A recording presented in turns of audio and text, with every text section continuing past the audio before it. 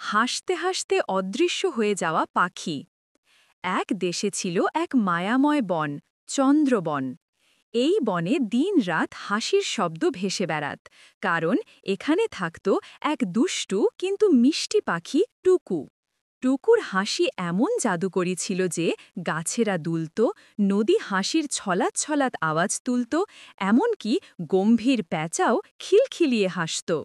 সবাই বলতো, যতদিন টুকু হাসে ততদিন চন্দ্রবন বেঁচে থাকে। কিন্তু এক সকালে টুকুর হাসি থেমে গেল। পাখিরা গান থামালো, ফুলেরা রং হারালো, আর আকাশে ভেসে উঠল অদ্ভুত কালো মেঘ। বনের বৃদ্ধ জ্ঞানী প্যাঁচা মহাপ্রাজ্ঞ উলুক বলল, এই বনের প্রাণ টুকুর হাসিতে, কেউ নিশ্চয়ই তার হাসি চুরি করেছে। তখনই এগিয়ে এলো 4 বন্ধু প্রাণী, দুষ্টু কাঠবিড়ালি লুমা, বুদ্ধিমান প্যাঁচা মিনি, ডানা ফড়িং টিনা, চঞ্চল খরগোশ বিনি। ওরা ছিল বনের রক্ষক, হাসি, বন্ধুত্ব আর জাদুর শক্তিতে ভরপুর এক দল অভিযাত্রী। বিনি তার নরম কান মেলে শুনল, উত্তরের পাহাড়ে এক কালো গুহা থেকে অদ্ভুত প্রতিধ্বনি আসছে। লুমা বলল, চলো দেখি, নিশ্চয়ই ওখানেই টুকুর হাসি বন্দী। ওরা 4 জন একসাথে ঝিলের ওপর দিয়ে উড়ে গেল। জোনাকির আলোয় পথ খুঁজে ছায়া গুহায় পৌঁছাল। গুহার ভেতর থেকে বেরিয়ে এলো এক কালো ডানাওয়ালা কাক, জাদুকর ক্র্যাক্স। তার চোখে আগুনের লাল ঝিলিক, কণ্ঠে ঠান্ডা হাসি। সে বলল, আমি হাসি ঘৃণা করি। আমি এমন রাজ্য চাই যেখানে কেউ হাসবে না, সবাই শুধু কাঁদবে।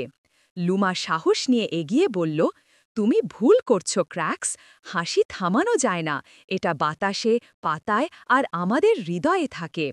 ক্র্যাক্স গর্জে উঠল, তবে তোমরাই থাকো এই অন্ধকারে চিরদিনের জন্য। ঠিক তখনই টিনা তার ডানা ঝাপটে জোনাকিদের ডেকে আনল। মিনি একটি মন্ত্র উচ্চারণ করল, হাসি থামলে আলো ফুটুক, আনন্দে খুলুক বন্ধ দুঃখ। আলোর ঝলকানিতে গুহা কাঁপতে লাগল।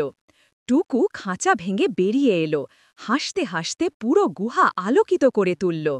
কিন্তু হঠাৎ সে এত জোরে হাসল যে তার শরীর আলো হয়ে মিলিয়ে গেল বাতাসে।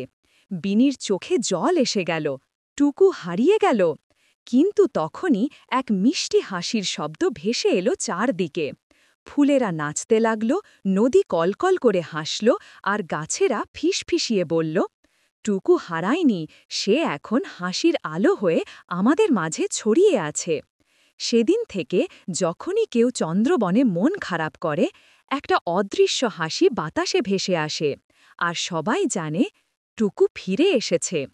হাসি কখনো হারিয়ে যায় না, যত ভাগ করা যায় ততই বেড়ে যায়।